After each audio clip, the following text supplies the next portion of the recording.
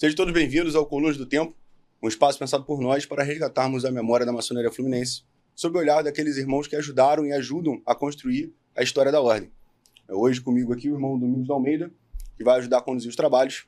Estamos recebendo hoje o sereníssimo grão-mestre irmão José Ricardo Salgueiro de Castro, grão-mestre da Grande Loja Maçônica do Estado do Rio de Janeiro, e o eminente grão-mestre André Luiz Rosa dos Santos, grão-mestre do Grande Oriente do Brasil no Estado do Rio de Janeiro. Sejam bem-vindos, meus irmãos. A vocês, a nossa gratidão de poder estar participando logo no início dos trabalhos da Coluna do Tempo. E a minha satisfação maior é de estar ao lado desse grande grão-mestre, André Rosas, representando aqui nosso querido GOB. A vocês todos, meus irmãos de maçonaria, irmãos em Deus, que possamos ter esta reunião que vos satisfaçam. André. Então, prazer aqui estar com vocês nessa abertura do Colunas do Tempo. A satisfação quando eu recebi o convite foi muito grande, estar ao lado aqui do... Não vou deixar de rasgar a seda nessa manhã aqui. O nosso querido irmão, sereníssimo irmão José Ricardo Salgueiro de Castro, um amigo que a gente construiu aí durante esse nosso período de gestão. E a alegria, a satisfação é toda minha, tenho a certeza disso. Que bom, prazer todo nosso estar com vocês aqui hoje. Acho que é um projeto muito importante a gente poder contar um pouquinho para quem não conhece da maçonaria, até quem está na maçonaria, mas não conhece um pouco da história, conhecer um pouco mais da história sobre o olhar daqueles que vivenciaram, não apenas num livro, num artigo, num relato. E acho que a primeira dúvida que pode vir a surgir hoje a gente falou da Grande Loja e do GOB RJ. Tem uma diferença entre a questão organizacional, né? A gente podia explicar um pouquinho para quem não conhece qual é essa diferença da relação organizacional? Ao meu entender, é apenas organização. A finalidade, o fim é o mesmo, tornar feliz a humanidade. Existe a administração do GOB, essa pujante organização, e existe também a nossa Grande Loja. Só, mais nada. A única diferença é administrativamente. Porém, todas as finalidades são idênticas. Perfeito. Domingos. Uma pergunta que acho que todos os irmãos têm curiosidade de saber. Como é que foi o início da jornada maçônica dos grão-mestres? O que o inspirou a se tornar maçom? E onde surgiu o momento assim, quero ser grão-mestre? André Rosas, ou posso falar? Fique à vontade. Eu sou a 4ª geração da minha família na maçonaria. Eu, desde pequeno, criei dentro de uma loja maçônica. Papai, quando ia para a maçonaria, me levava a tiracolo e eu ali o ajudavam a arrumar as reuniões, nós tínhamos um colégio do lado da maçonaria que a gente organizava, tinha um primário lá e tal, então papai sempre me levava. Meu bisavô foi venerável mais de 2 vezes, meu avô, meu pai não chegou a ser e me convidou, mas nós já temos até a 6ª geração, que meus netos já estão lá na tábua redonda, e isso me orgulha muito. E isso me motivou a vir ser maçom. Na minha iniciação, no dia 25 de outubro de 1980, seria talvez o maior marco da minha vida, que seria a minha iniciação na presença do meu pai. Infelizmente, ele se adoeceu e se hospitalizou, e eu fui iniciado. E ele me disse o seguinte: eu só quero uma prova sua após a sua iniciação.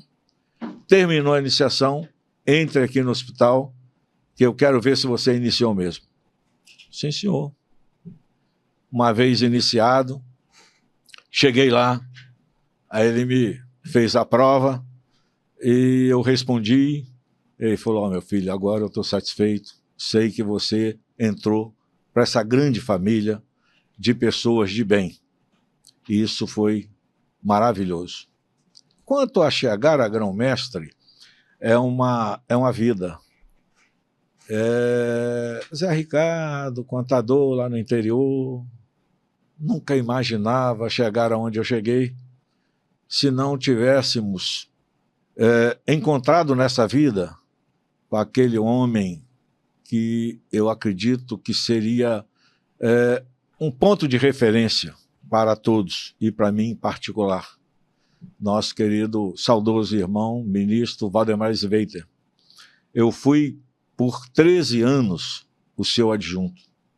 Nesses 13 anos, ele me deu conhecimento, capacidade e motivação para que eu pudesse hoje estar exercendo esta função de grão-mestre. Doutor Valdemar, aonde o senhor estiver, minha gratidão. André? Pois bem, eu sou filho de maçom, assim como o Zé Ricardo, só que a minha relação com a maçonaria é absolutamente oposta. Entre eu e meu pai, nós temos uma diferença, a faixa etária era muito grande. Meu pai era 51 anos mais velho que eu. Então, quando ele ia à maçonaria, e meu pai, por ser militar, nós fomos morar no interior de Minas Gerais, onde eu nasci, depois no interior de São Paulo, mas meu pai era de uma loja na Baixada Fluminense. E lá, todas as vezes que eu lá estava, eu não tinha ninguém para brincar. Então, eu era a única criança naquele espaço, porque os amigos do meu pai, contemporâneos de loja, já tinham filhos adultos, ou próximo disso. Então, maçonaria para mim era igual espera. Então, eu ficava com um carrinho, eu sempre gostava de brincar arrastando o carrinho pela parede, sabe? E ficava assim fazendo, enquanto aquelas reuniões intermináveis não chegavam ao fim. Nós viemos morar, quando viemos do interior de São Paulo, viemos morar em Niterói. E meu pai, porque a idade foi chegando, ele acabou ficando ali e frequentando as sessões da Joaquim Gonçalves Ledo.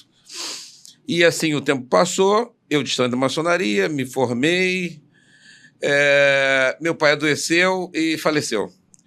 Aquela época, os irmãos da loja, eles tinham por hábito, depois que o irmão falecia do quadro, eles iam frequentar, faziam uma visita à casa do irmão, seguramente para saber se estavam precisando de alguma coisa. E aí minha mãe falou assim, olha, o pessoal da maçonaria vem aqui hoje, você tem que estar em casa, tá? Eu falei, tudo bem. Aí aparecia, eles ficaram por lá, coisa de 40 minutos, 1 hora, todos. E quando eles foram embora, aí a minha mãe me disse assim, sabe o que eles vieram fazer aqui? Eu falei, não, mãe. Eles vieram te convidar para entrar para a maçonaria porque era um desejo do teu pai. Eu falei, então tá. Marcamos lá, foi marcada a data da minha iniciação. Foi terrível, porque eu tive periodicite, estava com isso aqui inchado. Fui iniciado e aí fui seguindo 10 anos depois. Isso foi em 1994. 20 de dezembro de 1994. Depois eu fui, 10 anos depois, em 2005, eu fui instalado na loja Joaquim Gonçalves Ledo e assim passou. Mas confesso a vocês que nunca esteve no meu escopo de vida chegar ao cargo de vida maçônica, chegar ao cargo de grão-mestre.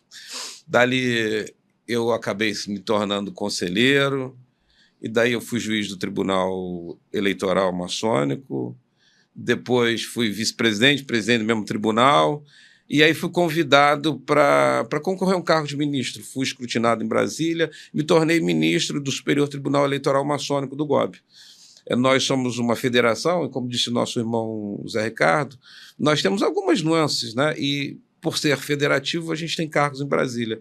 E eu fui para lá exercer o cargo de ministro, passei um tempo, e aí o nosso irmão Aildo Virgínio Carolino me convidou para concorrer na chapa dele para ser grão-mestre adjunto. E assim eu vim para cá, concorri com o irmão Aildo, né? Na chapa do irmão Aildo, fomos eleitos, e assim foi. E aí, de grão-mestre adjunto, do cargo de grão-mestre adjunto, eu me senti mais seguro, a gente começa a conhecer os meandros da coisa, né, Zé? Como funciona, e aí me candidatei ao cargo de grão-mestre e fui, toda a história do GOB-RJ, os seus 48 anos, eu fui o único candidato eleito chapa única do GOB-RJ. E assim, essa foi a minha trajetória. Já estou no meu... Iniciarei em junho meu 2º ano. Estou no finalzinho do 1º ano, de 4 anos, que ainda tem de 4 anos na gestão total, né? Então ainda tenho mais 2 anos e pouco. Uma novidade que ninguém sabe, mas eu votei no senhor. Indiretamente eu fiz campanha para o senhor, e nas lojas do GOB, o qual eu frequentava, eu me considero eleitor. Eu tenho certeza, me causou um constrangimento na Câmara Municipal de Niterói, quando nosso sereníssimo irmão Zé Ricardo abdicou de receber uma homenagem que estava sendo prestada a ele pelas pessoas que lá estavam e me pediu para que eu entregasse a homenagem a ele. É um fato esse que eu não esquecerei nunca mais. Obrigado, te agradeço. Fiquei, assim, sensibilizado naquela noite. Nada mesmo. foi mais justo naquele momento. Não, você comentou sobre um costume que tinha antigamente, né? Você comentou o costume da loja que os irmãos tinham. E aí me surgiu um ponto aqui a levantar. Vocês lembram de algum costume antigo que a gente possa trazer aqui para o público que hoje não é mais utilizado, que se perdeu, que faz falta? Tem alguma lembrança de algum costume que existia na maçonaria que hoje não existe mais? Bom, presta bem atenção. Eu sei que você aí do outro lado da telinha está doido para saber o segredo da maçonaria. Eu não me aguento, eu gosto de falar o segredo da maçonaria. Mas eu vou começar com o maior deles. O maior segredo da maçonaria é que não existe segredo. O restante é coisinhas. Então eu tenho saudade, realmente, na hora de abrir a nossa Bíblia, de se ajoelhar. Eu tenho saudades de, na hora de abrir a Bíblia, fazer as 3 hastes, a pirâmide sobre a pessoa, que eu aprendi que essa pirâmide é a licença que passamos a ter para conversar com Deus. Ou seja, tem outras coisas que nos dá saudade e que hoje, embora não tenha acabado, mas não há um costume de se fazer. Por exemplo, o conselho de família. Antigamente, na minha época, quase todo mês, ou 2 meses, havia um conselho de família. E ali a gente aprendia muito. Com as nossas cabeças coroadas, eles sempre emitiam opiniões plausíveis, opiniões que devamos seguir para o resto da nossa vida. Ou seja, essas coisinhas me faz muita saudade que a gente ou deixou de lado ou não estamos praticando mais. E outras coisas mais que eu vou deixar vocês aí do outro lado da telinha com curiosidade. A evolução dos tempos foi nos levando ao fim do misticismo. Não somos mais secretos, declaramos imposto de renda, temos prestações ao fisco, não é isso? Então, no máximo, uma descrição leve. E isso mudou na nossa instituição. Também o fato da vida ser cada dia mais corrida, novos tempos impõem novas atitudes e essa instituição está se adequando a isso. Precisa ser mais moderna, porque tem que atender ao homem do futuro. Né? Então, esse rapaz, esse jovem, esse adolescente que se forma hoje, a nossa instituição tem que se voltar para ele. E o que ele deseja é uma outra coisa que acho que não é o que se praticava nos primórdios. E a instituição haverá de se adequar. Particularmente no Rio de Janeiro, vocês acreditam que a maçonaria no Rio de Janeiro ela tem algumas particularidades que a diferencia do restante do país? Ou não? Ou a maçonaria no Brasil comparado com o exterior? Ô Domingos, presta bem atenção. Nós podemos levantar as mãos e dizer vitória. Sim. Porque é a partir do Rio de Janeiro, no meu modesto conhecimento, meu modesto entender, é que propagamos a maçonaria para todo o Brasil. Temos grandes lojas de outros estados, grandes orientes de todos os estados, que talvez tenha mais regularidade do que o Rio de Janeiro. Mas o Rio de Janeiro emite. Nós temos aqui praticamente quase todas as necessidades da maçonaria que o resto do Brasil utiliza. Os Supremos Conselhos dos Ritos dos graus acima. Toda vez que a gente quer implementar algo novo no Brasil, ou vem do GOB ou vem do GOS, mas sempre do estado do Rio de Janeiro. Então a gente tem esse orgulho, embora sempre respeitando a autonomia, a autoridade de todas as outras potências e segmentos da maçonaria no restante do país.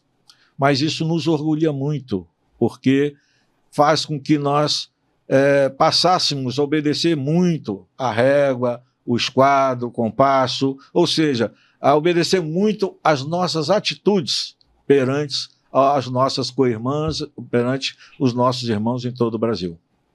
A nossa instituição começou aqui. A maçonaria no Brasil começou aqui. Então, o Brasil, o Rio de Janeiro ainda é um farol, ainda é um norte, entendo, para a maçonaria nacional. Aqui ainda, por mais que a gente tenha avanço, por mais que o nosso Grande Oriente hoje não seja o com o maior número de irmãos, e não ainda assim, se nós juntarmos as 3 potências regulares do Rio de Janeiro, nós não teremos o maior número de irmãos do que outros estados. Por exemplo, a unidade da Federação São Paulo, Minas Gerais, são unidades da Federação pujantes, com maior densidade habitacional. Mas o Rio de Janeiro ainda é o norte para a maçonaria nacional. O irmão comentou sobre alguns elementos maçônicos agora, né? O quadro, a régua, e falou muito de atitude. Eu costumo comentar em algumas situações, quando alguém me pergunta um pouco sobre a maçonaria, eu falo, cara, a maçonaria ela é o micro do macro. Então, o que você aprende, a questão comportamental sua, de atitude, tu vai levar isso para a tua vida inteira. E aí eu queria saber de vocês, assim, qual foi o maior aprendizado que vocês conseguiram puxar desde a sua iniciação até hoje?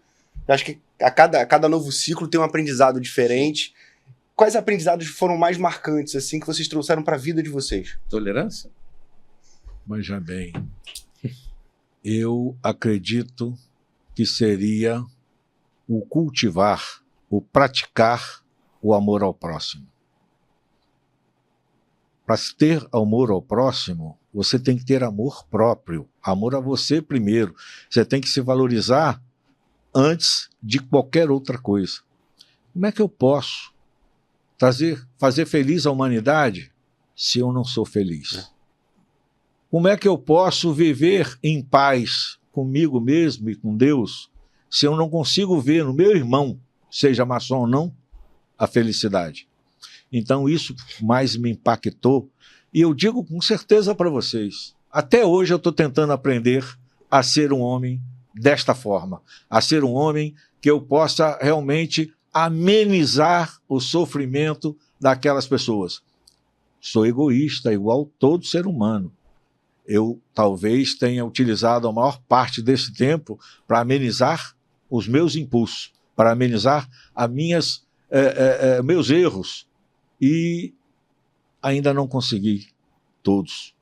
Mas eu já estou na prática de tentar transferir isso para você que está aí do outro lado da telinha, e que Deus me ajude a cada dia mais a ter. Claro, tolerância. A tolerância é o ponto maior dessa atividade de tornar feliz a humanidade. Porque cada um de nós temos um pensamento diferente e diferenciado. Nós acostumamos, desde pequenininho, a pensar no eu, na frente de todo mundo. E o nosso egoísmo, a gente está sempre pensando que nós estamos na frente de todo mundo. E na maçonaria não ensina isso. A maçonaria te ensina de sermos todos iguais perante a Deus. Então, eu acho que a tolerância, acho que o que você vai aprendendo no curso, alguns passam toda a existência maçônica e se voltarem 20 vezes, não serviu para nada. Mas acho que a tolerância, assim, você aprende, quanto mais o degrau você vai subindo, mais outro, você vai entendendo que não é mais só você, e que você é o que menos importa, que você tem que olhar mais o outro, que você tem que ser mais benevolente, que o seu desejo vale menos, o desejo do outro é mais importante. Então, lá ao final, ao cabo, onde estamos aqui, você olha e diz que você é servo do desejo daqueles que você administra, dos seus jurisdicionados. Então, a cada dia que passa, você se curva um pouco mais para atender o teu próximo, para atender o teu irmão. Isso que nós ainda estamos fazendo, e eu acho que farei até o último dos meus dias. Na fala do André, eu lembrei de uma historinha que o Dr. Valdemar me contou, eu acredito que todos vocês aí também devem conhecê-la. Uma família, 3 filhos, e o patriarca da família tinha um anel bonito. E o patriarca começou a ficar doente. Aí teria que transferir esse anel para um dos filhos. Aí ele, apertado, como é que eu vou fazer? Aí ele mandou fazer 3 cópias do mesmo anel. Chamou um dos filhos e disse ao filho, ó, isso aqui é o meu anel. Eu vou dar para os seus irmãos a cópia. Foi. Daqui a pouco veio outro. Fez a mesma coisa, isso aqui é o original, vou dar para o meu irmão a cópia. Né?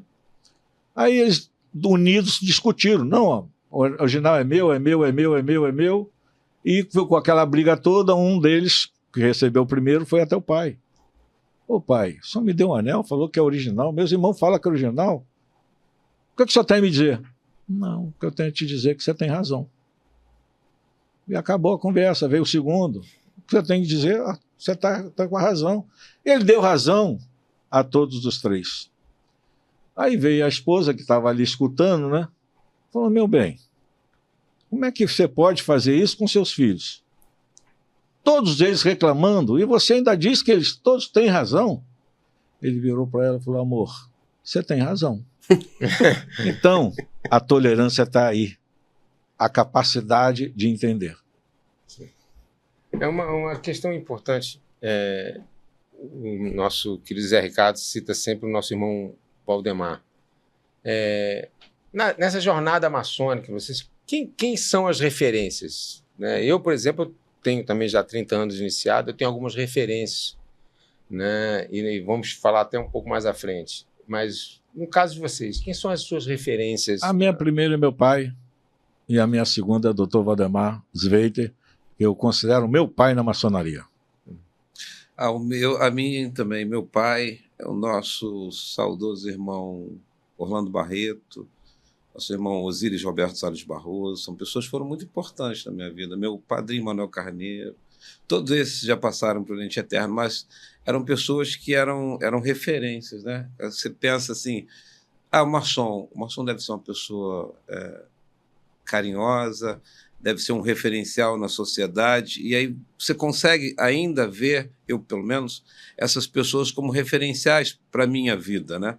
Uma vez eu conversava com um aprendiz, ele dizia assim, não, André, às vezes eu estou numa situação na rua, no trânsito, e eu pergunto assim, como é que um maçom se comportaria, né? A cada um dos irmãos, eu acho que a cada dia também, ele deve se voltar e lembrar disso, que o maçom deve se portar como um sustentáculo da sociedade, como um referencial. E muitas das vezes não é assim que nós nos comportamos. Então, é importante que você tenha, não, mas ali, tomou a multa, foi lá conversar com o guarda. Não, mas não é assim.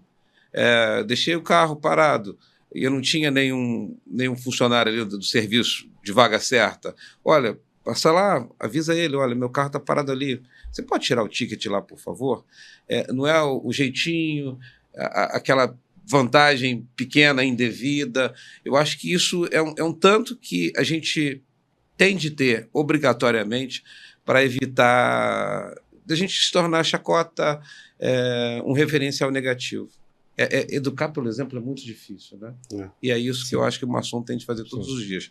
Por favor, nem sempre isso acontece, mas é isso que se espera. E como era a relação, eu digo, a maçonaria com a sociedade, né? Com a atuação frente a órgãos públicos? Houve alguma mudança? Como estamos hoje? Como o nosso querido grão-mestre André Rosas disse, passamos a ser uma maçonaria discreta.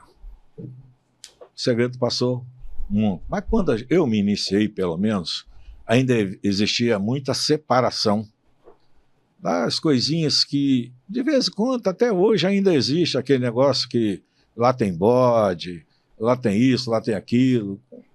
Tanto é que nós temos a Bíblia, e nós não abrimos nossa sessão nenhuma sem antes abrir a Bíblia, que é o único instrumentos materiais que nós temos para conversar com Deus.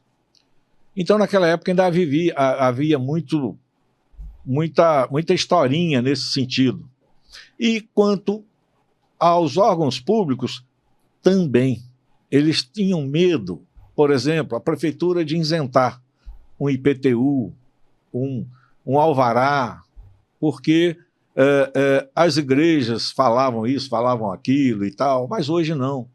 Hoje a maçonaria é considerada como uma instituição iguais às outras normais, tanto para a sociedade quanto para os órgãos públicos. Hoje nós temos um lugar ao sol junto com as demais instituições. Nós sempre tivemos esse lugar ao sol. Só que agora, com mais, no meu entender, com mais eficiência, com mais transparência, com mais claridade para aqueles que, por algum momento, não entrou ou não tem conhecimento de maçonaria. Hoje fica muito mais fácil. Isso basta ver hoje a coluna do tempo fazendo este podcast para que todos possam tomar um conhecimento maior sobre a ordem maçônica. É isso. No Grande Oriente, parece que a estrutura do Grande Oriente ela reproduz a estrutura da federação. Exato. Acredita que com essa composição a atuação é mais próxima do... Eu acho que com o tempo, Domingos, isso foi se perdendo um pouco, em especial no Rio de Janeiro. O Rio de Janeiro já foi a capital da República, e o GOB-RJ também. E quando a capital da República não maçônica foi para Brasília, a capital maçônica ainda continua aqui. Depois nós também fomos para Brasília. E eu acho que aqui, por um motivo, por outro, pelos dois, nós acabamos perdendo um pouco da importância aqui do GOB-RJ, mas agora o nosso soberano grão-mestre, Ademir Cândido da Silva, tem uns 2 anos, 1 ano e pouco. Ele já tem uma secretaria e recomendou que os estados reproduzissem de relações governamentais institucionais. Que seria uma secretaria dentre aquelas, ou, entre aspas, um ministério, para tratar de assuntos mais ligados à política.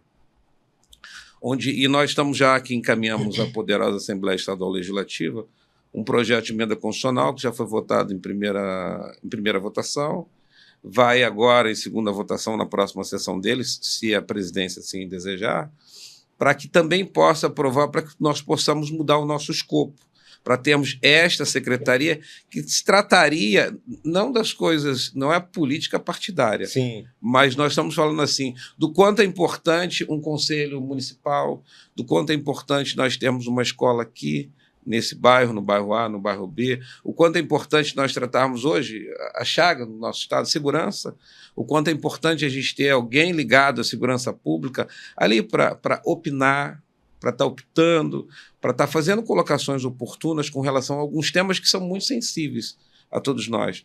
Nós, enquanto instituição, nós nos preocupamos com a construção de um mundo melhor, de um Brasil melhor, de uma sociedade mais igualitária. Então, será que nós, com as nossas campanhas, nós temos tantas, se nós tivéssemos alguma inserção, não política partidária, na sociedade e nas instituições, será que nós não poderíamos estar direcionando melhor as nossas campanhas? É isso. Não é para comparecer ao ente público com o pires na mão. É para voltar a ser um parceiro importante nesse jogo político. A maçonaria é eminentemente política. Ela só não pode praticar a política partidária. Mas estamos antenados com todas as políticas existentes na nossa era. Sim. Com essa atuação que o irmão levantou, você lembra de algum evento ou ação que tenha sido promovida pela sua loja ou pela sua potência que tenha sido marcante? Sim, cara, a gente fez uma ação num fim social específico, que aquilo ali me marcou, aquilo ali foi representativo de alguma forma, independente de escala. Eu acho que essa agora, dessa catástrofe no Rio Grande do Sul, todos nós nos unimos, todos nós enviamos doações para lá. O grão-mestre nosso lá, o nosso irmão Marco Antônio Aroni, e a cunhada Roberta, se desdobraram por lá. Eu acho que foi uma coisa impactante. Acho que foi. Da última que eu me lembro, impactante foi essa. Tivemos também Itaperuna, nós tivemos uma época de chuvas grandes lá no norte, noroeste fluminense, mas eu acho que o Rio Grande do Sul foi uma coisa impactante lá. Sem medo de errar, não existiu nenhum outro movimento no Brasil desde 1500, que a maçonaria não tivesse atrás. O maçom, ele, por natureza, ele fica inibido de falar sobre os seus feitos em prol da comunidade, em prol de todas as coisas que podem acontecer no país. Mas não teve um movimento desse, descobrimento, proclamação, que não tivesse maçons envolvidos e na resolução dos problemas. Nosso querido irmão André disse agora, o que aconteceu agora por um ano e pouquinho, mas a própria pandemia, Sim. todos nós demos as mãos e trabalhamos juntos. Ou seja, tudo que ocorreu no Brasil tem mãos maçônicas, sendo que nenhum deles falaram, nenhum deles fizeram propaganda, nenhum deles, como hoje, estão trabalhando também. E a maçonaria, nós estamos mantendo aquele dilema, que a mão direita faça e que a esquerda não saiba, ou vice-versa. E em cima disso, nós estamos praticando tudo aquilo que envolve a humanidade. Eu, como maçom, digo que eu sinto muito orgulho de poder ver nessas ações macro a atuação da maçonaria sempre discreta, né? Mas desde, pelo menos os últimos mais grandes recentes, em Teresópolis, a maçonaria estava presente, eu estava lá recebendo doações de colchões, Petrópolis. Um quartel-general para as doações era a loja. A loja maçônica Amor e Caridade. Exatamente. Aquela que houve em Minas Gerais, tive prazer de fechar o trânsito para a carreta passar. E aí, na época, o comandante do 12º Batalhão em Niterói fez questão de colocar o símbolo da maçonaria numa das carretas, então passando algumas toneladas que depois foram papadas também caminhões. Nosso amigo Big Dil mandou um caminhão buscar. Então essas coisas, assim, eu sinto muito orgulho. E o que mais me deixa orgulhoso é que é discreto. Sim. E isso acho que dá mais... Quantos presidentes da República nós tivemos que foram maçons? E nenhum deles saiu apregoando com inscrição. Essa é a grande... O André Rosa lembrou bem o Rio Grande do Sul. Na terceira tentativa de remessa, nós mandamos 2 vezes. Na terceira tentativa, nós recebemos lá do grão-mestre do Rio Grande do Sul, parem, porque não sabemos aonde colocar as doações.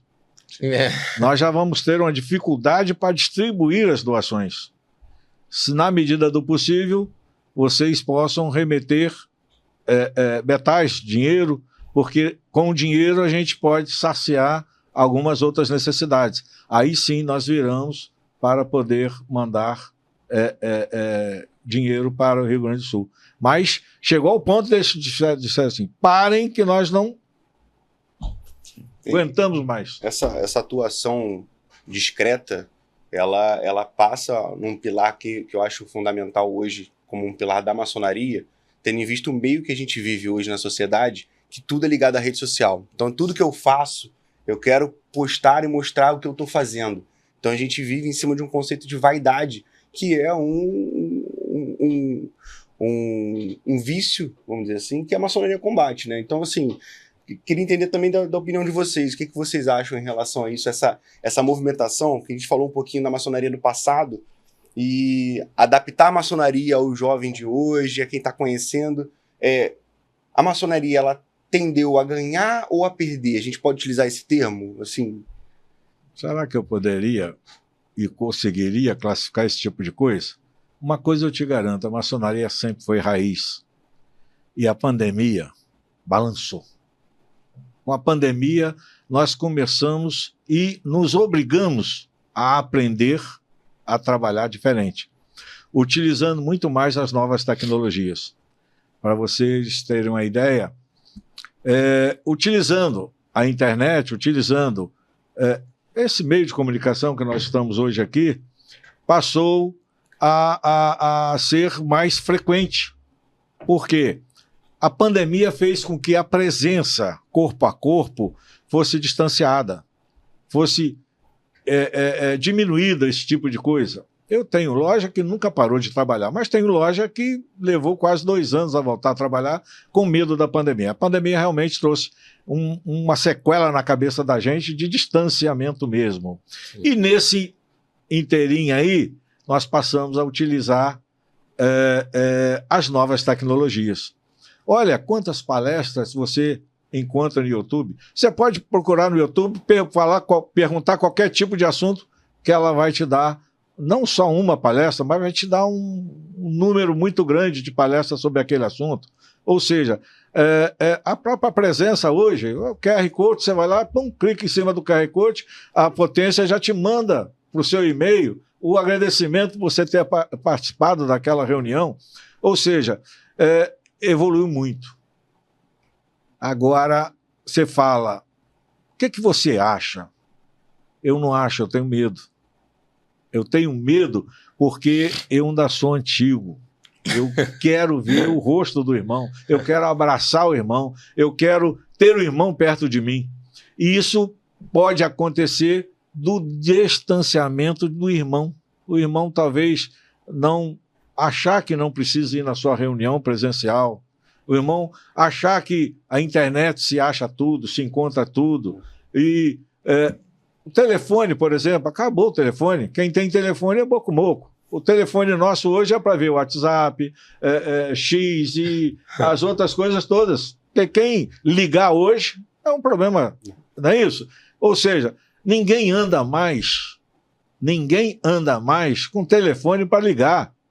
Todo mundo anda com um computador no bolso, porque o telefone diz tudo. Eu não me assaliento mais. Alguém no passado diz que em qualquer momento o ser humano ia ser controlado por um chip. E eu tenho certeza que esse chip já está em nossas vidas. Hoje em dia, quando alguém sai sem o seu celular, parece que ele saiu pelado. Alguma coisa está faltando.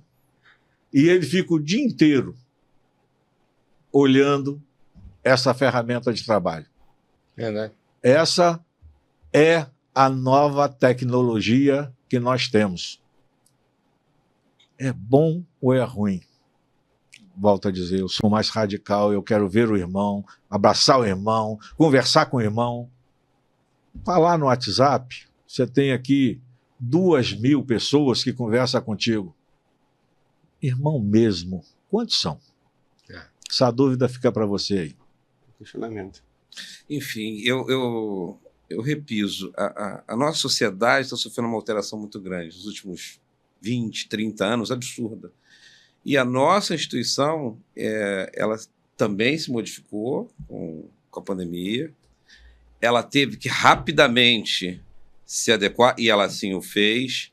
Mas aí nós temos o problema da superexposição com as redes sociais, dos irmãos, das lojas, dos eventos, e a necessidade que nós temos mais de lecionar, de transmitir conhecimentos, os nossos ensinamentos, de forma presencial.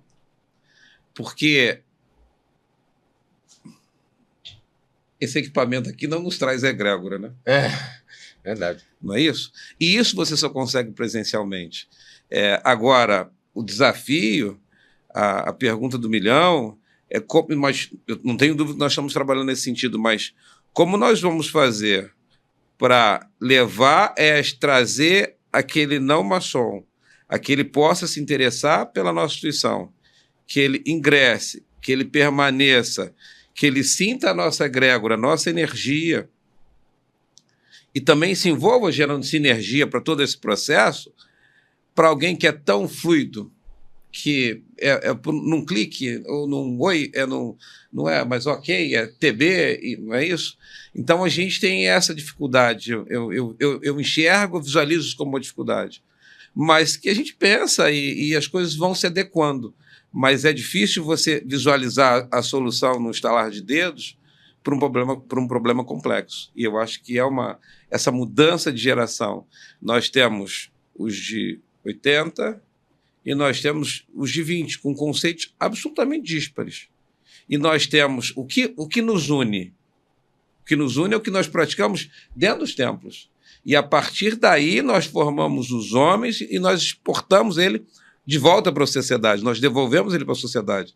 Agora, é preciso que, antes de tudo, que esse homem ingresse nas nossas fileiras e que ele permaneça no interior dos nossos templos para que nós possamos devolvê-lo. Agora, aqui vai ser mais difícil. Pegando um ganchozinho no nosso querido grão-mestre, eu gostaria de falar para você que está nos ouvindo, nos vendo, não existe ingressar na maçonaria com a nova tecnologia.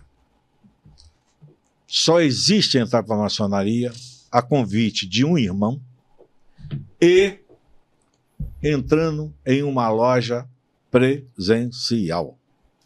Aliás, é o que eu ia tocar justamente nesse ponto.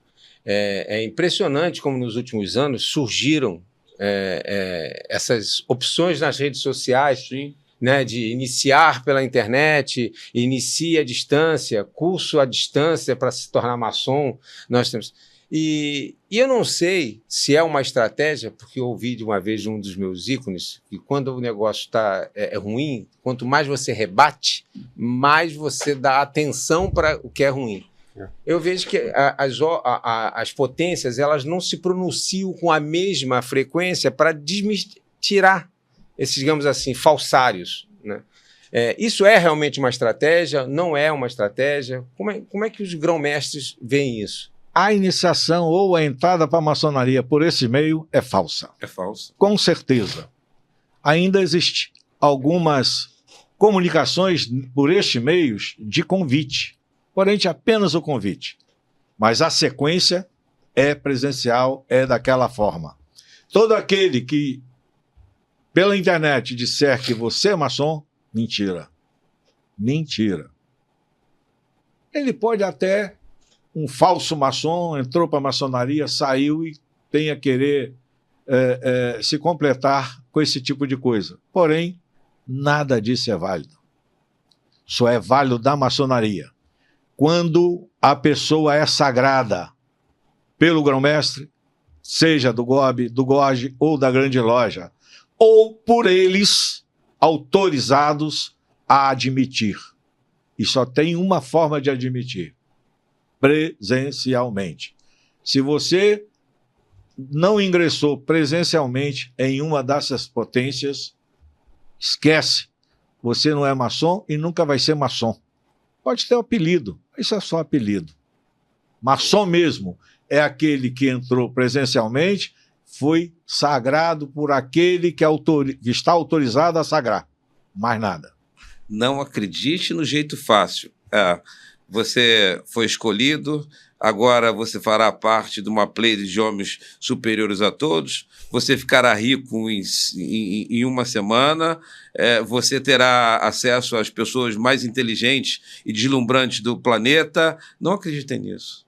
Porque depois disso é assim, para tanto você precisa depositar... Exatamente. Exatamente. Isso é só um golpe. Exatamente. E é impressionante como nos últimos anos algumas pessoas vêm se intitulando maçons, até aproveitando. Eu recebo nas minhas redes sociais 5, 10 convites por semana para eu participar, ou ser um Illuminati, ou ficar milionário no outro dia. E convite, eu tenho que ficar WhatsApp, Facebook, Instagram, e eu tenho que ficar ajustando quem eu vou aceitar e quem eu não vou aceitar, porque aí eu vou vendo, eu tenho que abrir o perfil, se não tiver foto eu já não aceito mais. Aí quando eu estava dizendo que nós começamos a nos tornar escravos, foto eu já não posso mais aceitar, se não tiver foto eu não aceito mais. Se o perfil for restrito, também não aceito, porque atrás disso, e depois assim, não, mas ele já é amigo do grão-mestre, então eu já posso aceitar essa proposta, porque a proposta deve ser boa. Então até nesse convívio, a gente tem que restringir as amizades, ou aqueles que nos seguem, por conta disso. O irmão falou sobre entrar num grupo seleto, se tornar milionário, Illuminati, e aí me veio à tona as lendas urbanas na maçonaria, né? Isso. E são lendas urbanas que, às vezes, a gente perde a oportunidade de Ou é muito rico ou é muito inteligente. A gente perde a oportunidade, às vezes, de... O Zé Ricardo conseguiu ser as duas coisas, tá?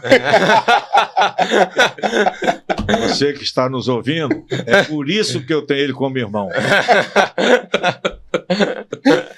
Mas o ponto que me faço questionar é essas lendas urbanas, por muitas vezes, eu particularmente já presenciei, a gente perdeu a oportunidade de trazer um bom candidato para iniciar junto à ordem por conta dessas lendas urbanas.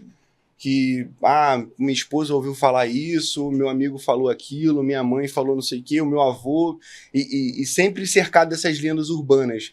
E qual é a tendência que a gente pode seguir, qual o caminho que a gente pode seguir, na opinião, na visão de vocês, para tentar desmistificar isso? É abrir um pouco mais a ordem, fazer eventos ao público? O que a gente pode fazer? Eu penso que essas lendas já estão desmistificadas. Muitos que acreditavam entraram e hoje são os maiores defensores da maçonaria. Isso eu tenho. E quando a gente ainda tem alguém com esse tipo de coisa, a gente vai lá e explica de uma certa forma. A minha loja tem feito palestras e não sei se é porque nós fomos privilegiados, mas quem vai dar palestra é padre, jesuítas, pessoas que contrariam realmente essas lendas urbanas.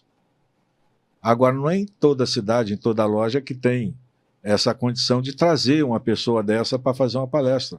Eu tenho essa sorte porque lá na cidade nós temos um padre realmente bem evoluído e eles fazem madres, freiras, ou seja, é dessa forma que a gente vem tentando desmistificar as lendas urbanas. E nós estamos acertando.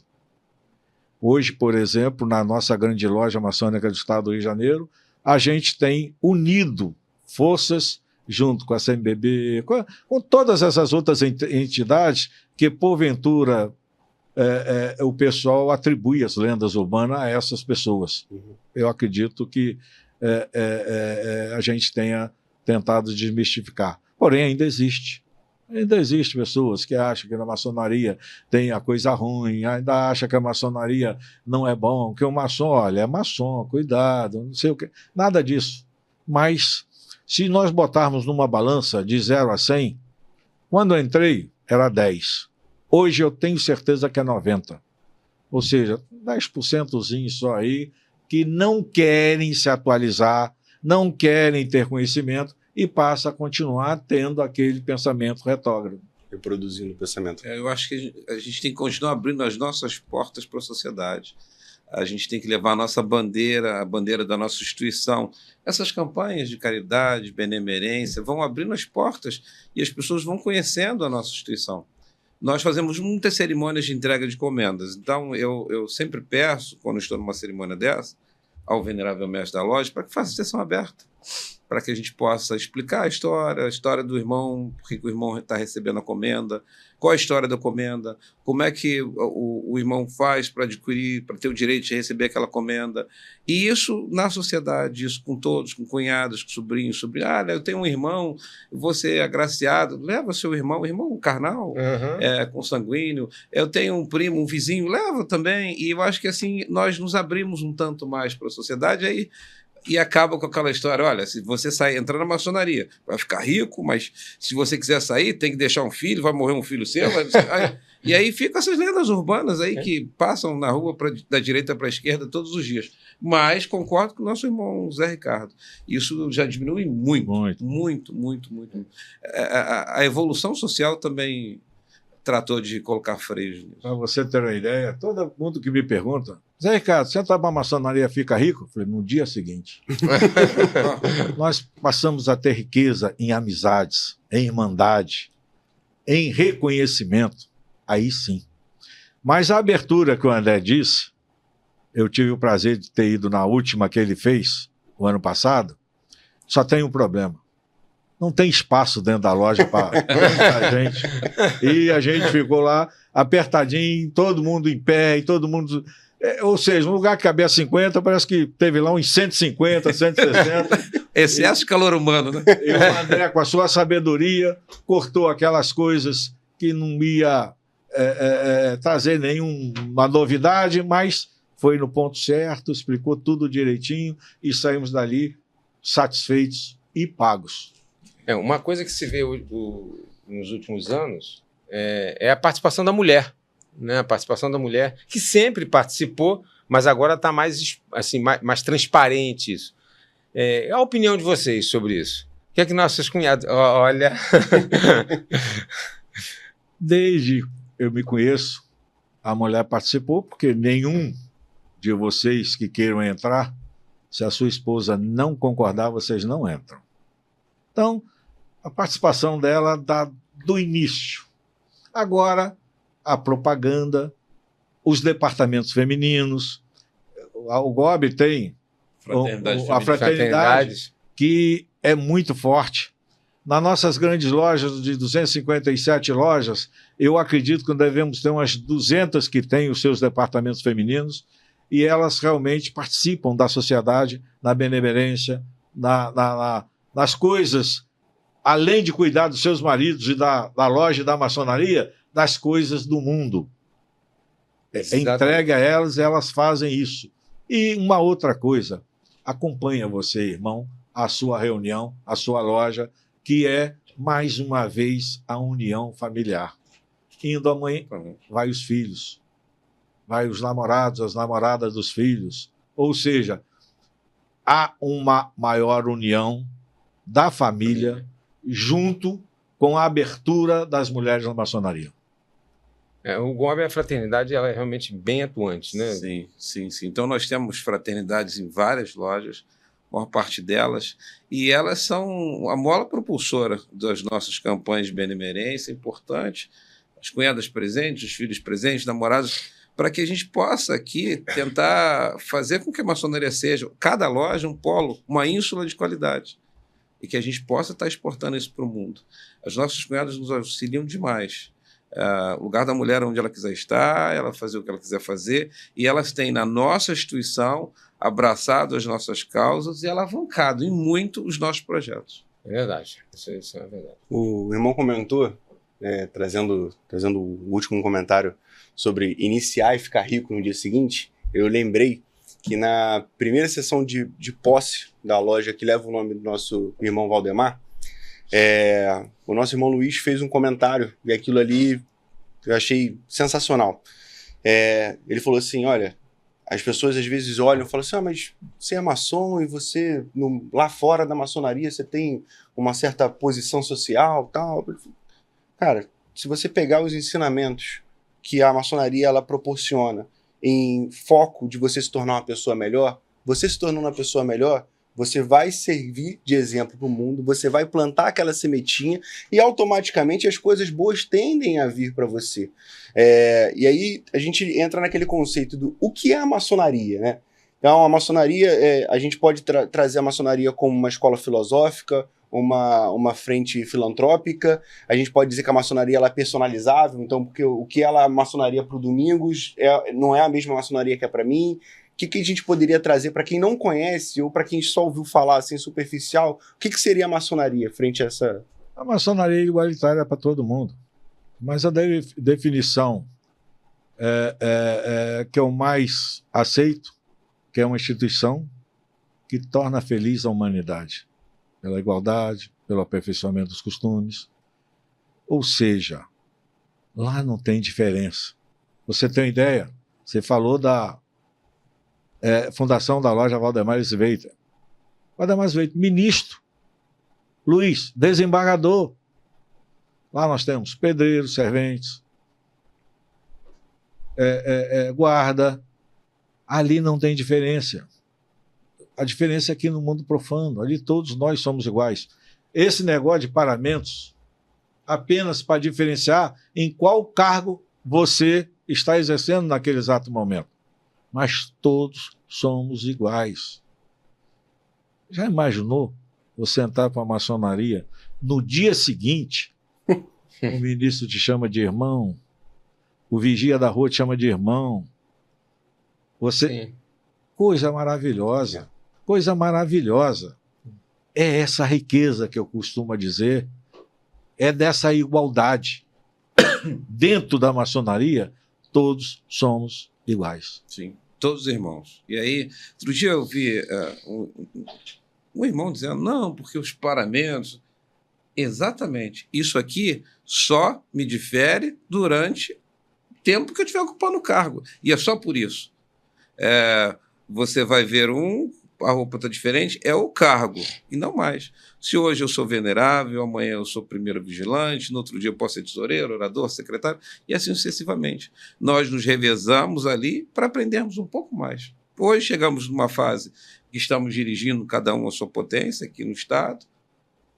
Daqui a pouco isso passa. Quando passar, tiramos os punhos que representam o poder e voltamos aos cargos das nossas lojas, se for o caso. Mas é apenas isso. E só estamos paramentados dessa forma em respeito a você. Um detalhe importante é que nós ouvimos muito eu vou entrar para a maçonaria, que lá eu vou fazer network. E uma das coisas que eu costumo dizer, até para os novos, para os aprendizes, é que tudo na maçonaria é construído ao longo do tempo. Nós entramos na maçonaria, a partir de agora temos vários irmãos, mas o network, a relação, ela é construída ao longo do tempo. Sim. E alguns entram mais afoitos, falam assim, não, eu estou aqui na maçonaria há 2 meses, ainda não vendi nenhum carro, não vendi nenhum seguro. Então, veja bem, né? Olha, aqui na mesa tem mais de 100 anos de maçonaria, 30, com 30, 60, 45. Com 45 nós já temos 105. Ainda mais 8. Mais 8, olha aí. Exato. Então, isso é construído ao longo do tempo. E isso é importante. Não tinha uma varinha mágica e bitipe de pão que mudasse tudo, né? Exatamente. Isso é importante que fique claro para todos. Primeiro, para que não gere a falsa expectativa, que vai gerar uma decepção. Aí é aquele iniciado que entra, 1 ano depois viu que não ficou rico, vai embora. Sim. Né? Mas eles não esperam, eles têm que esperar. Poxa, mas eu já estou aqui e ainda não fechei nenhum negócio. Né? Então é importante que fique claro.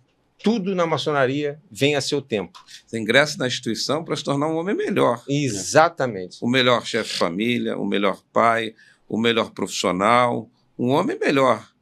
Não, e que necessariamente isso não quer dizer se tornar uma pessoa com um poder aquisitivo maior.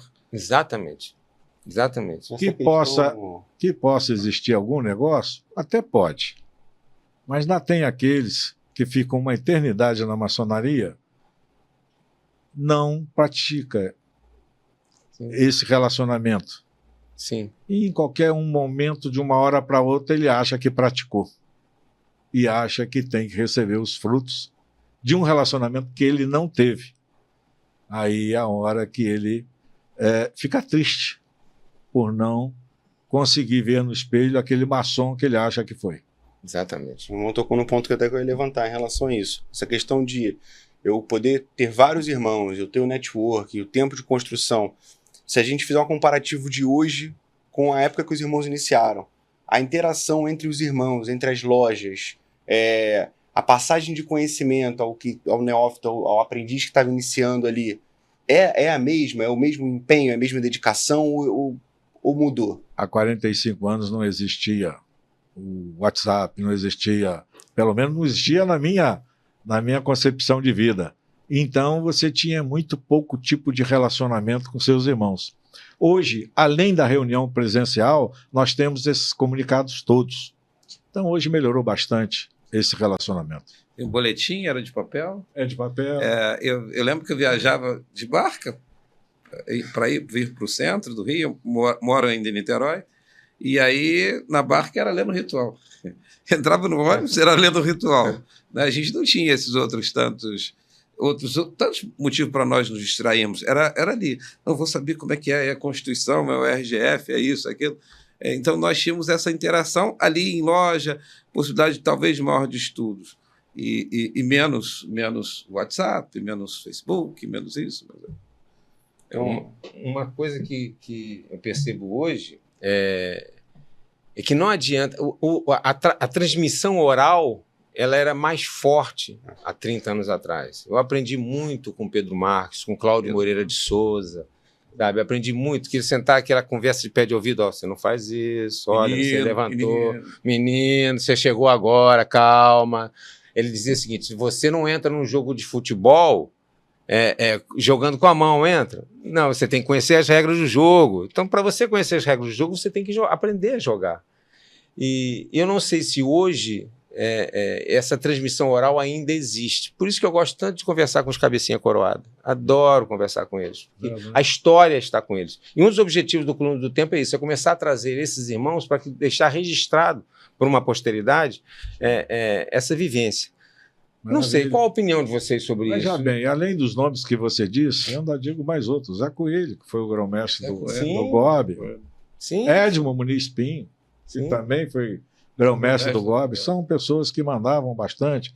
Ainda existe um hoje vivo, né, lá em Niterói, que nos presenteia com belíssimas histórias, né? Como é que ele chama? Meu irmão Orquinésio. Orquinésio, que também é do GOB. Orquinésio é uma biblioteca ambulante. Sim, ele nos ensina muito, muito, muito. São irmãos aí com seus 50, 60... O Orquinésio está com 50 anos de ordem, né? Acredito que sim. Já está com uns 60. 60 anos de ordem. 60 anos de ordem. Né? Você tem... Nem Inocêncio. Nem Inocêncio. Nem Inocêncio. Com aquela nem Inocêncio tem mais de 65 anos de ordem. É isso nem aí. Esses são nomes que contamos até com o apoio de vocês que estarão aqui conosco no Coluna do Tempo, se o grande arquiteto permitir, estarão conosco. Já haverá de permitir. Sabe? Porque o André mais ainda, mas eu já estou um pouquinho mais adiantado. Mas mesmo assim eu peço a ele que ele segure mais um bocadinho. Eu costumo dizer que eu não tenho medo da morte. Eu só não quero morrer. Exatamente. Não precisa chegar agora, né? Não, precisa não. A gente falou um pouco dos desafios de antigamente, e dessa modernidade. Hoje, se a gente fosse colocar em pauta aqui, qual é o maior desafio da maçonaria nos dias de hoje? O que vocês poderiam dizer pra gente? Qual é o maior desafio que vocês enxergam hoje na posição de grão-mestre? Hoje, acho que esse é o mais trabalhoso. Com essas todas tecnologias, é fazer que fosse mantido aquilo do passado. Eu acredito que seria isto. Porque vira e mexe, sempre aparece um irmão com alguma novidade e que faz com que a gente aceite aquela novidade dele como certa. Então, com essa evolução, a nossa maior preocupação é exatamente a tentativa de manter a união presencial, olho no olho. Eu acredito que seja isso. Porque há irmãos, pelo menos na grande loja, que dizem o seguinte: faz uma reunião mista, presencial e virtual. Amigo, o dia que nós admitirmos isso, nós vamos esvaziar os nossos templos maçônicos. Aí, se a gente aceitar a reunião virtual, acabou. Não vai ter nem mais contato. Nem mais contato. E com isso eu posso te falar com grande sinceridade. A maçonaria do interior, ela tem muito mais contato do que a maçonaria da capital. E é isso que faz com que a gente lute para que esse ato presencial seja muito importante na atualizada. Porque os outros detalhes, nós brigamos, nós sabemos lutar e a gente vai conseguir vencer, que é realmente a melhora da sociedade a cada dia. São situações, eu enxergo que são situações distintas. Outro dia eu estava conversando com o grão-mestre do Pará, e ele dizendo assim, cada um com suas dificuldades. Eu saio de casa, o nosso irmão Luiz, eu tenho que andar 800 quilômetros para chegar em Santarém. Aí de Santarém eu pego um avião e aí eu vou para onde eu quiser. Aí eu disse a ele, bom, aqui no Rio, a gente demora 3 horas, eu sem sair do município, para chegar numa loja. Eu saio antes das 5, das 17, para chegar quase que atrasado para a sessão das 20, Pedra de Guaratiba. Um engarrafamento só até chegar lá. Então, o homem urbano daqui da capital, com esse trânsito muito difícil, infernal, ele tem um comportamento diferente daquele outro homem, maçom, que não tem essas dificuldades. Às vezes eu ando 100, 150 quilômetros para ir a uma loja. 150 para ir, 150 para voltar. Mas é melhor do que eu andar 30, 40, 100% engarrafado. Então, eu vou esperar deles um comportamento diferente. E eu vou encontrar neles um comportamento diferente. Então, não posso muito unir os dois, assim, colocar os dois no mesmo saco. Agora, para o futuro, eu acho que e a pergunta do milhão, mas a nossa instituição, para onde iremos? Então, a dificuldade nossa, aqui como gestores hoje, é colocar a nossa instituição no melhor ponto possível para onde a sociedade caminhará. Para abraçar aquele, hoje, jovem, adolescente, a criança de hoje, para nós recepcionarmos ele daqui a 10, 15 anos na nossa instituição. A nossa instituição tem que se adequar ao homem do futuro. Isso é muito difícil. Além do que você disse, ainda tem a segurança, né? Sim. Hoje em dia Sim. é um problema muito sério. Sim. Então, às vezes, assim, é melhor dormir. Às vezes, quando eu vou para o interior, voltar no outro dia pela manhã, do que voltamos 2 semanas atrás de Cantagalo. 3h30 da manhã eu vou chegar em casa. Caramba. Então, a gente tem o problema da segurança, da violência, andar nas nossas estradas aqui hoje é complexo, mas vamos tocando. E aí é importante que se diga que todo esse trabalho do grão-mestre, todas essas visitas e tudo mais, o salário é muito, né? É uma informação que é importante, fique claro. Quanto é que é o seu salário? Qual é o nosso salário de grão-mestre, né? Então, tudo que nós fazemos é por doação à causa. Isso é importante. Nosso salário é o amor, é o reconhecimento dos irmãos. Sim. Isso é que faz com que a gente continue nessa administração. Ambos aqui profissionais liberais, que deixamos os nossos afazeres, os nossos negócios para nos doarmos à causa. E quando isso acabar, tanto a minha gestão quanto a gestão do nosso sereníssimo irmão Zé Ricardo, voltaremos aos nossos negócios. Por tantas vezes nós abdicamos também do convívio familiar para estarmos com os irmãos, para frequentarmos as lojas, porque a nossa presença é importante para o irmão se sentir abraçado e preenchido com a presença do grão-mestrado, e nós fazemos isso com muito gosto, mas sem nenhuma recompensa pecuniária. É importante que isso fique bem claro, né? Exatamente. É importante para que fique claro que e o fato de estar presente é um gesto de carinho, sim, é um gesto de que nós nos sentimos orgulhosos em receber os grão-mestres. De ambas as potências, de todas as potências, reconhecidas. Mas também temos que compreender que os grão-mestres são seres humanos, que nem sempre ou não vão poder estar em 2 lugares ao mesmo tempo. E eu não posso, às vezes, deslocar o grão-mestre, que está lá em Cantagalo, e esperar que ele esteja aqui no Rio às 2 da tarde. Ele faltou, porque não é isso, são seres humanos. São seres humanos, cometem os mesmos erros, os mesmos acertos, têm os mesmos obstáculos e dificuldades que qualquer ser humano. A grande loja tem mais de 250 lojas, o golpe tem mais de 350 e o mês só tem 30 dias. Pois é. Infelizmente. Então não dá para participar de todas. Nós temos loja de Porciúncula a Paraty. Preencher isso, e eu vi esse final de semana do irmão Leonardo, grão-mestre do Ceará, ele falou assim: maçom tem pele fina, se machuca fácil. Né? Então, magoa muito. E a gente quer atender, mas é humanamente impossível. Vamos estar agora, na outra semana, eu vou estar em Campos dos Goytacazes. Aí, 2 dias antes, um irmão me convidou para estar em Bom Jesus de Itabapoana. Eu falei, eu não consigo. E voltar e ir novamente, sendo certo que no dia que você me convida, eu já tenho um compromisso lá com o soberano irmão Juliano, e à noite, para eu estar aí, é impossível. Sim. Se a gente pudesse levantar hoje, quais são os principais objetivos da grande loja maçônica do Estado do Rio de Janeiro e do Grande Oriente do Brasil para o Estado do Rio de Janeiro, e o principal objetivo de cada um de vocês, para a gestão de vocês, o que vocês poderiam trazer aqui para a gente? Antes, deixa eu fazer uma observação. É importante registrar isso. Ambos sucederam grão-mestres que fizeram ótimos trabalhos. Né? Nós não podemos deixar de falar. Valdemar Sveiter, realmente a grande loja é antes e após Valdemar. Verdade. O nosso irmão André sucede irmãos como o Coelho, o Hélio, o próprio Aildo. Mas hoje eu posso dizer que as gestões de vocês é reconhecido, o reconhecimento existe sim nas fileiras e é unânime. É difícil ouvir algo dissonante. Então, nós podemos dizer que hoje nós temos 2 grão-mestres exercendo com maestria o grão-mestrado. A presença de vocês é sentida nas lojas, mesmo quando vocês estão ausentes. Isso tem que ser reconhecido, tem que ser parabenizado. Mas, sim, quais são os projetos hoje? Quais são os sonhos dos grão-mestres para os próximos 3 anos? Domingo, você tem muita razão. Eu, quando me iniciei, eu reuni com todos os colaboradores da nossa grande loja e dividi a potência em 3.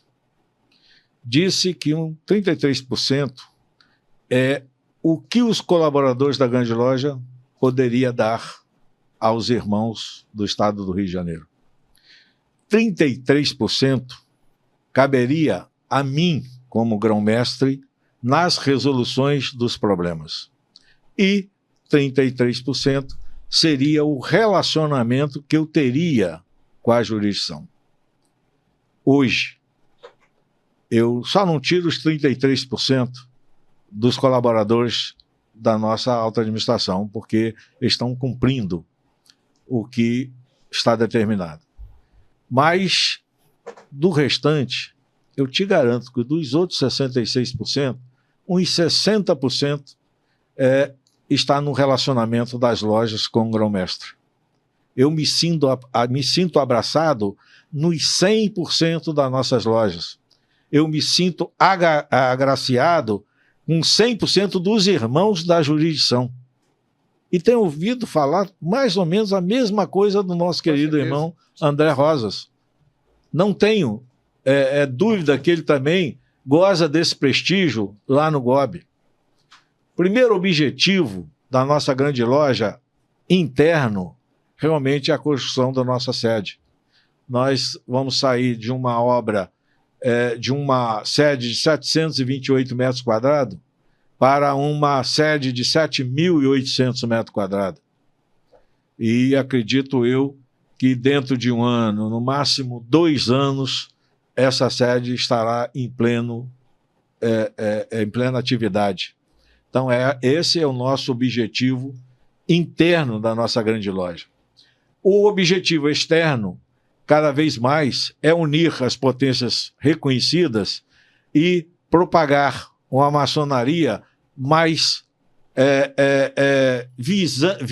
que visa o bem-estar da humanidade, que visa cada vez mais o benfeitor, a benfeitoria para a nossa comunidade, não só com ajuda pecuniária, mas com ajuda de esclarecimento, de informação, para que o nosso povo possa estar esclarecido e cuidar da vida, tanto política, social, da nossa vida.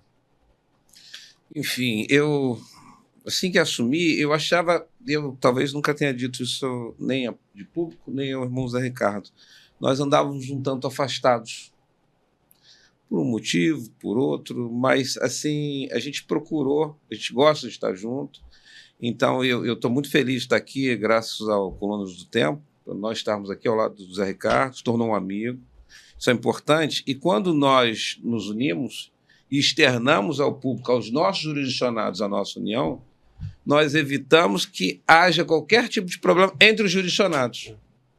Então, o discurso tem que ser único, e como ele é, né? Quando houve um problema ou outro que a gente tomou, que eu tomei ciência, fui direto procurar ele, ligo. Não, onde você quer me encontrar? Eu vou aí, você vem aqui? Não, eu vou, não tem problema. Sentamos, conversamos e o discurso é único. Isso era uma coisa que eu acho que grande loja maçônica e grande Oriente do Brasil precisavam aqui.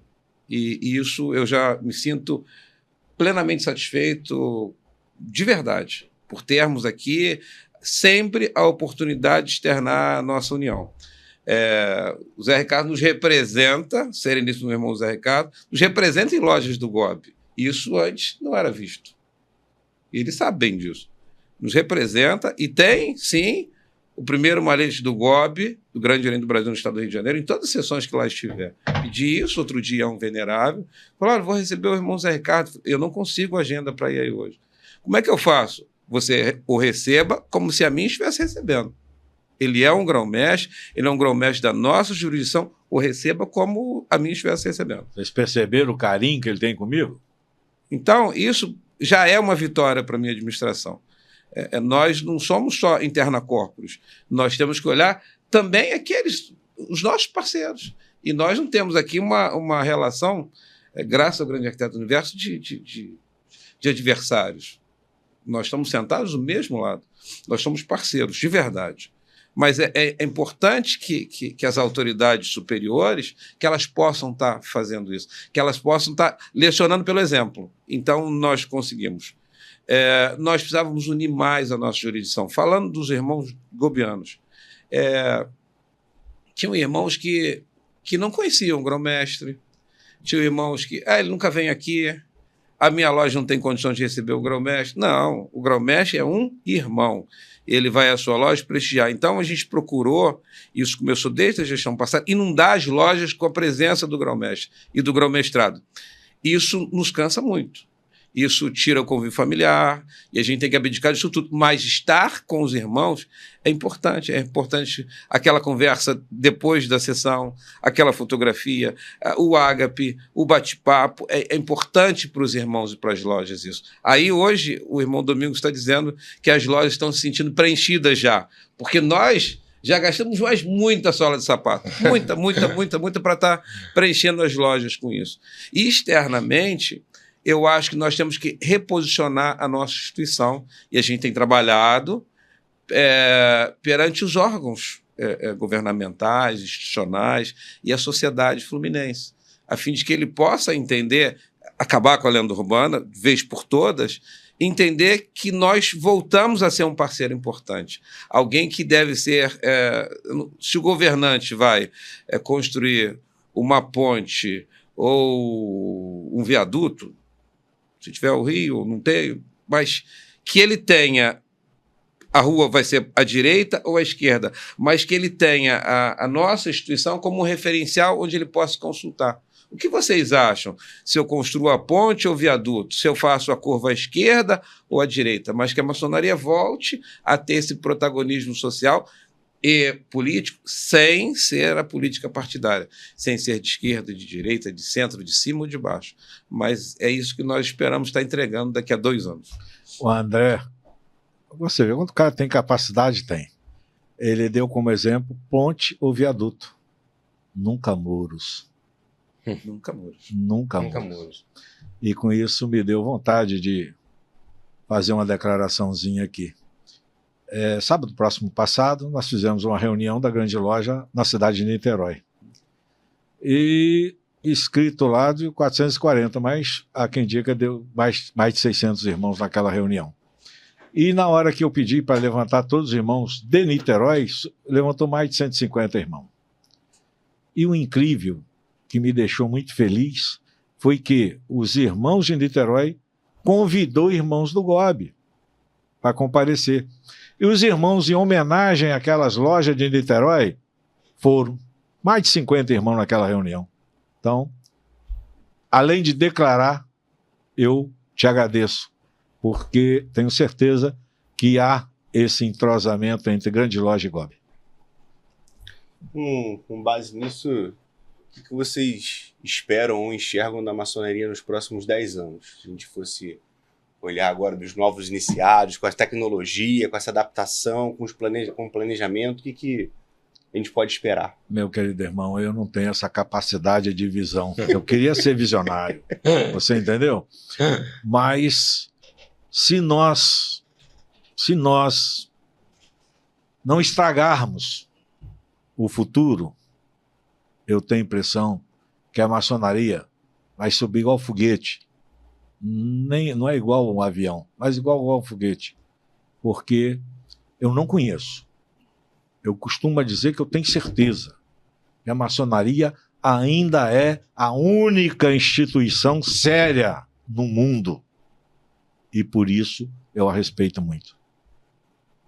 Nós vamos continuar o nosso crescimento.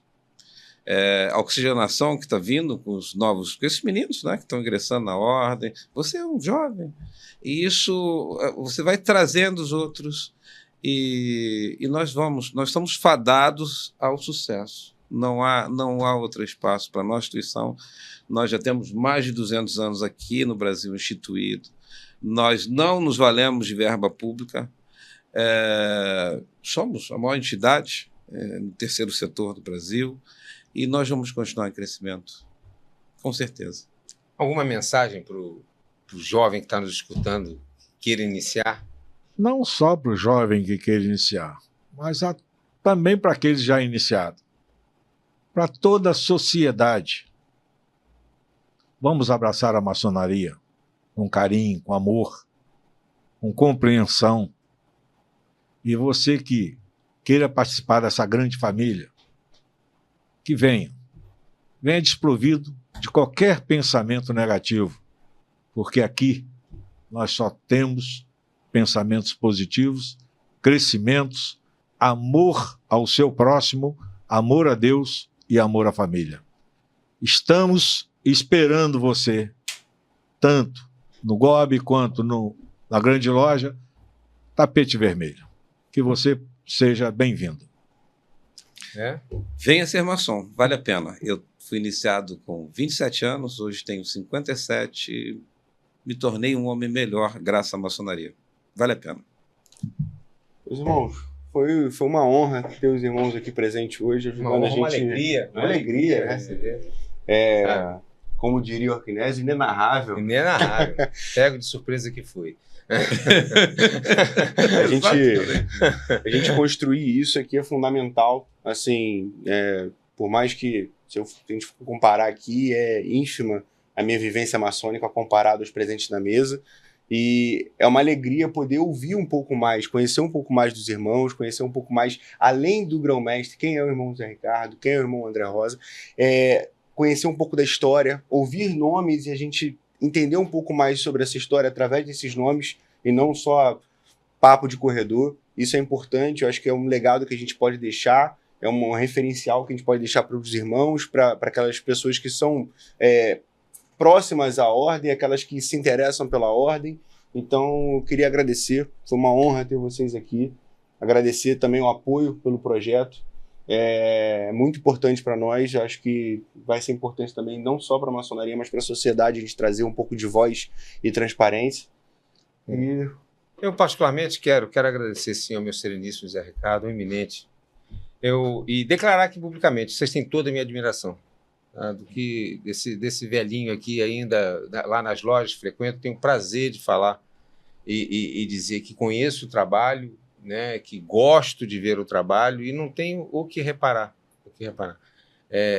Orgulhoso demais de ser um membro da Grande Loja Maçônica do Estado do Rio de Janeiro, orgulhoso demais de ser um membro da Grande Loja Maçônica do Estado do Rio de Janeiro, que é recebido sempre de braços abertos na loja do Grande Oriente do Brasil, sabe, no Rio de Janeiro. Com muito carinho que eu convivo com os irmãos. Aliás, esse final de semana eu estarei em Porto Alegre, no 4º Congresso lá do Rito Moderno, e acompanhando um irmão do Grande Oriente do Brasil, que é o Zé Anderson, que é da Amizade Fraternal. Estarei lá com ele, que ele vai palestrar, estarei lá com ele para conhecer, porque nós estamos organizando aqui no futuro, trazer esse congresso aqui para o Estado do Rio. Muito obrigado de coração, tá, desse velho maçom. Meus irmãos, em primeiro lugar, gostaria de agradecer a vocês, agradecer a Coluna do Tempo, por estar se propondo a esclarecer ao nosso telespectadores que estão aí do outro lado da telinha sobre maçonaria. É com muito orgulho que estou hoje aqui. E é com muito orgulho que eu vou ficar à disposição de todos que quiserem alguma informação. Não sei de tudo, mas eu garanto a vocês que eu sei aonde encontrar tudo. Só me dá um tempinho que eu vou procurar saber e informo. A vocês, de coração, nosso muito obrigado. Obrigado. Eu quero agradecer a todos a oportunidade de estar aqui essas horas aqui ao lado do nosso querido irmão Zé Ricardo. Já chegamos aqui, o bate-papo é sempre bom, já fomos alinhavando coisas que precisávamos tratar ali. Não, já vamos caminhando ali. O nosso gabinete foi o corredor onde já tratamos de todos os assuntos que precisávamos. Foi muito bom, é sempre muito bom estar aqui e fazer uma coisa que eu gosto muito, que é falar de maçonaria. Nós vamos ter um evento do Rito Moderno aqui em setembro. Sim. Estamos marcando um evento, a gente espera que seja um evento grande, de sucesso, onde a gente vai tentar, neste, assim como em todos os outros, a gente tenta dar mais capilaridade à nossa instituição. Quando o Grão-Mestre vai ao interior, a gente tenta fazer isso. Quando a gente está fazendo palestras de ritos, a gente está fazendo isso. Quando a gente faz cerimônias de abertura e de encerramento maçônico, a gente está fazendo isso. Está tentando levar um pouco a nossa instituição para os rincões, interiorizar um pouco mais, valorizar os irmãos do interior, que eles precisam de carinho, da nossa presença. E esse programa de vocês, esse projeto é importante, porque também dá capilaridade, também vasculariza, quando você democratiza o ensinamento maçônico, e isso é importante. Hoje nós temos várias ferramentas, esta seguramente é uma delas. Obrigado a vocês. Te agradece. E a vocês, eu agradeço por ter nos acompanhado até aqui. Ficamos nos aguardando então o próximo episódio de Colunas do Tempo. Até breve.